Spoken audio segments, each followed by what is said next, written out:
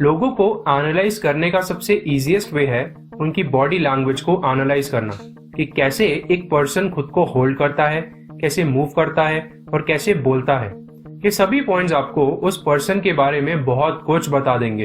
हम सभी के पास वैरायटी ऑफ मैनरिज्म्स हैं जो हम बाकी ह्यूमंस को शो करते हैं और इसी वजह से ऐसा कोई एक पर्टिकुलर वे भी नहीं है जिसका यूज करके हम किसी पर्सन को एनालाइज कर पाए। बट ऐसी बहुत सारी इंडिकेशंस हैं जो आपको किसी के बारे में भी एक डीप इंसाइट दे सकती हैं।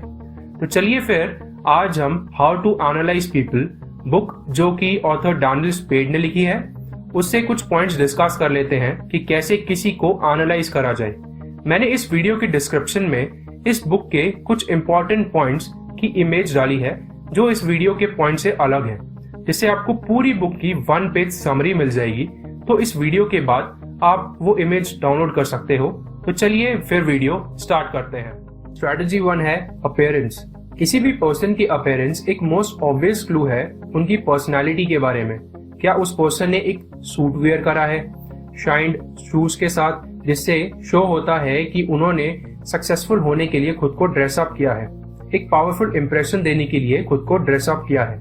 क्या उन्होंने एक कैजुअल आउटफिट वेयर किया है जिससे शो होता है कि वो रिलैक्स्ड और कंफर्टेबल हैं, या फिर उन्होंने कुछ सेडक्टिव वेयर किया है कि आपकी फर्स्ट डेट पे आपकी अटेंशन के लिए, या फिर मे बी उन्होंने कोई एक्सेसरी वेयर करी है जैसे क्रॉस पेंडेंट जिससे शो होता है वो रिलीजियस है।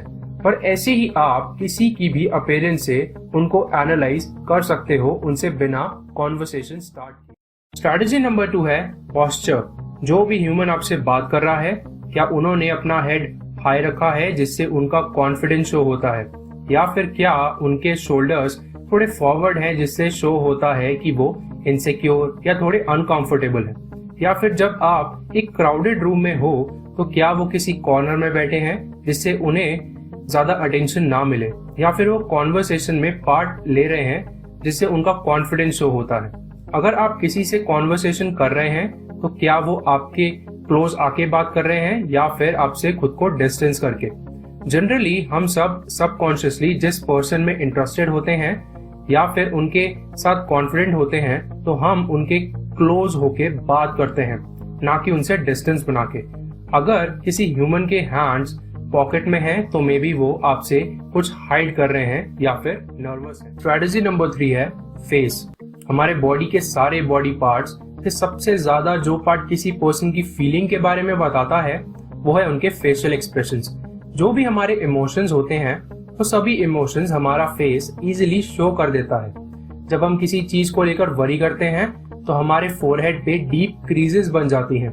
हम अपनी जॉ को टाइटली प्रेस कर लेते हैं गुस्से से या फिर स्ट्रॉन्ग इमोशन की वजह से, और ये सभी सिग्नल्स आपको दूसरे पर्सन के बारे में इंडिकेट करते हैं। आप किसी भी ह्यूमन के फेस को देख के बता सकते हो कि वो फेक स्माइल कर रहे हैं या फिर रियल स्माइल। जब हम रियल स्माइल करते हैं तब हमारी आईज के अराउंड स्मॉल लाइंस या फिर फोल्ड्स बन जाते हैं और आप इससे इजीली रियल स्माइल का पता लगा सकते हो। Strategy number 4 eyes. आपने बहुत बार ये फ्रेज सुना होगा कि look me in the eye and tell me the truth. इसका मतलब कि मेरी आंखों में देखो और मुझे सच बताओ। जब भी कोई ह्यूमन झूठ बोल रहा हो तो उस ह्यूमन के लिए आई कांटेक्ट मेंटेन करके बात करना बहुत मुश्किल होता है। बट कुछ प्रोफेशनल लायर्स इस टेक्निक से भी स्किलफुल हो जाते हैं और वो बिल्कुल आई कांटेक्ट के साथ आपको झूठ बोल सकते हैं। बट इसमें भी आप लायर्स को इजीली फाइंड कर सकते हो। ऑन एन एवरेज एक ह्यूमन 7 to 10 सेकेंड्स तक आई कांटेक्ट मेंटेन कर सकता है, या मे बी इससे थोड़ा ज्यादा अगर आपकी कॉन्वर्सेशन का टॉपिक बहुत इंटरेस्टिंग हो तो। बट अगर आपको कोई ह्यूमन बिना आईज ब्लिंक करे आपसे आई कांटेक्ट मेंटेन कर रहा हो, बिल्कुल स्टिल बॉडी पोजीशन के साथ, जिससे आपको अनकंफर्टेबल फील होना स्टार्ट हो जाए, तो आप समझ सकते हैं कि वो ह्यूमन आपसे झूठ बोल रहा है। स्ट्रैटेजी नंबर 5 है टोन। जब भी आप किसी से बात करते हो तो उस पर्सन की टोन की वॉल्यूम से आप उस पर्सन के इमोशंस का पता लगा सकते हो। क्या उनकी वॉइस सूदिंग है, लो है, कंफर्टिंग है, जिससे आपको उनसे बात करने में रिलैक्स और कंफर्टेबल फील हो रहा हो, या फिर उनकी टोन शॉर्ट, शार्प, क्लिप्ड है जिससे आपको अनकंफर्टेबल फील हो रहा हो। ये डिसाइड करने में कि क्या ये पर्सन थ्रिल्ड है, इंटरेस्टिंग है आपसे कॉन्वर्सेशन करने में या नहीं।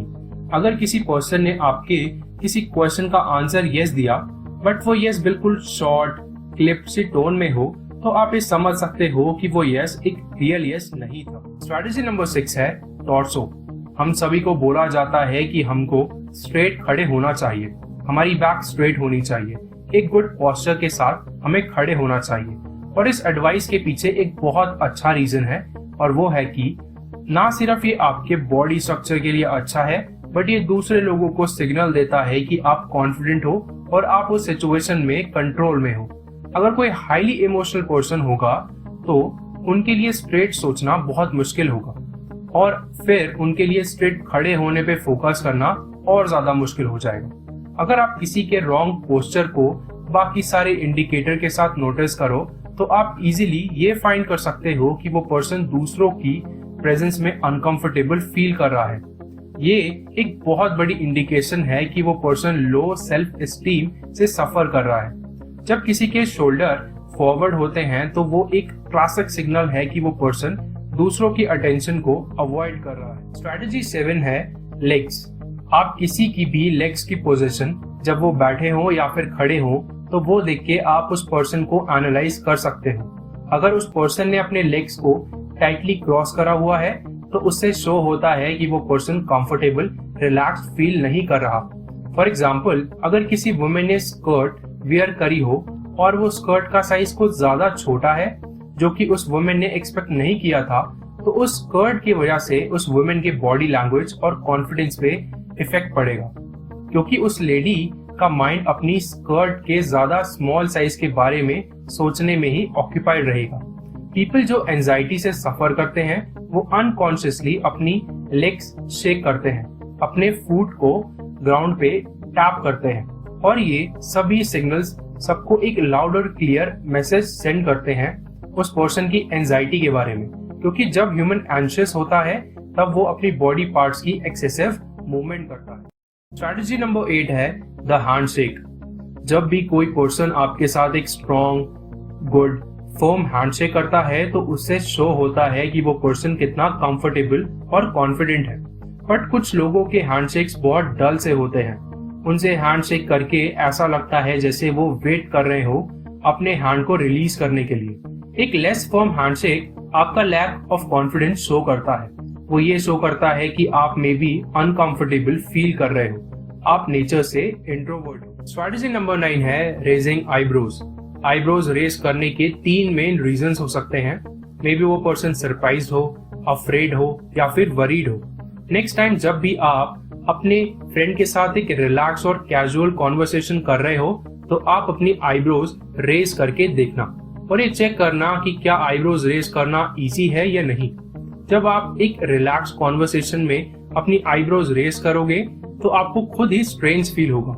जब आप किसी से बात कर रहे हो और आप दोनों की कॉन्वर्सेशन में कोई ऐसा टॉपिक इन्वॉल्व नहीं है जिससे फियर, सरप्राइज या फिर वरी हो, जिससे दूसरे पर्सन को आईब्रोज रेज करने पड़े, तो आप समझ जाना कि ये एक रेड फ्लैग है, क्योंकि उस रेज्ड आईब्रो का रीजन कुछ और हो सकता है। स्ट्रैटेजी नंबर 10 है एक्सेसिव नोडिंग। एक्सेसिव नोडिंग के सिर्फ 2 मेन रीजंस होते हैं।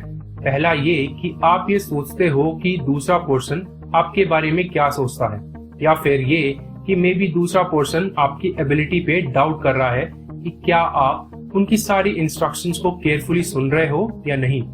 कंपनीज में बहुत सारे एम्प्लॉइज ये ट्रिक यूज करते हैं जब उनके बॉस उन्हें बहुत सारी इंस्ट्रक्शंस एक बारी में ही दे देते हैं, और वो अपने बॉस को इम्प्रेस करना चाहते हैं ये शो करके कि उन्होंने सारी इंस्ट्रक्शंस को केयरफुली नोट डाउन कर लिया है। तो हमने 10 वेज देखे कि कैसे हम किसी की भी पर्सनालिटी को एनालाइज कर सकते हैं।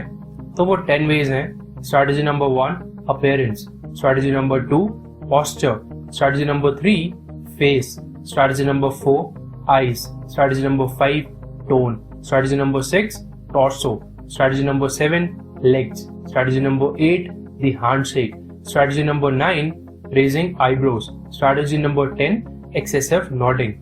और हाँ, डिस्क्रिप्शन से इस बुक के इम्पोर्टेंट पॉइंट्स की इमेज डाउनलोड करना मत भूलिएगा, जिससे आपको फ्यूचर में इस बुक को फिर से पूरा रीड करना ना पड़े। तो आप वो इमेज जरूर डाउनलोड कर लीजिएगा। और अगर आपको ये बुक चाहिए तो आप ये बुक बाय कर सकते हैं, लिंक डिस्क्रिप्शन में दिया हुआ है। तो हम इस वीडियो को एंड करते हैं। मैं बिलीव करता हूँ आज जो आपने सीखा उसे आप अपनी लाइफ में इम्प्लीमेंट करोगे। और अगर आपको वीडियो अच्छी लगी हो तो लाइक कीजिएगा, अपने क्लोज वंस के साथ, अपने फ्रेंड्स के साथ शेयर कीजिएगा ताकि वो भी इम्प्रूव कर सके अपनी लाइफ में। और मेरे चैनल को सब्सक्राइब जरूर कीजिएगा और बेल आइकॉन को हिट कीजिएगा, जिससे कि आपको मेरी वीडियोस की अपडेट सबसे पहले मिलती रहे। अब मिलते हैं नेक्स्ट वीडियो में। तब तक के लिए खुश रहिए, दूसरों की हेल्प करते रहिए और सीखते रहिए।